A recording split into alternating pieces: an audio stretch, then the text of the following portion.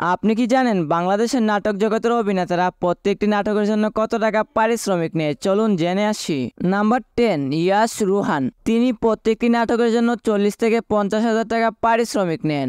Number 9, Mishu Sabbir. তিনি প্রত্যেকটি নাটকের জন্য 70 থেকে 80,000 টাকা পারিশ্রমিক নেন।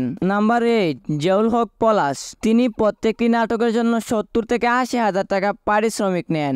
নাম্বার 7, তৌসিফ মাহবুব। তিনি প্রত্যেকটি নাটকের জন্য 80,000 টাকা পারিশ্রমিক নিয়ে থাকে। নাম্বার 6, নিলয় আলমগীর। তিনি প্রত্যেকটি নাটকের জন্য 1 লক্ষ টাকা পারিশ্রমিক নেন।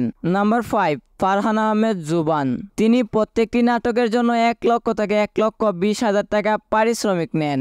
নাম্বার 4, মুশফিকার ফারহান। তিনি প্রত্যেকটি নাটকের জন্য 1.5 লক্ষ থেকে 2 লক্ষ টাকা পারিশ্রমিক নেন।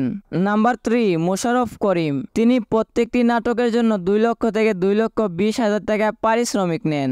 নাম্বার 2, আফরান মিশু। তিনি প্রত্যেকটি নাটকের জন্য 3 লক্ষ টাকা পারিশ্রমিক নিয়ে থাকে। অ্যান্ড নাম্বার 1, জিয়াউল ফারুক অপূর্ব। তিনি প্রত্যেকটি নাটকের জন্য 3 থেকে 4 লক্ষ টাকা পারিশ্রমিক নিয়ে থাকে। ভিডিওটি ভালো লাগলে একটি লাইক দিয়ে চ্যানেলটি সাবস্ক্রাইব করে নিন।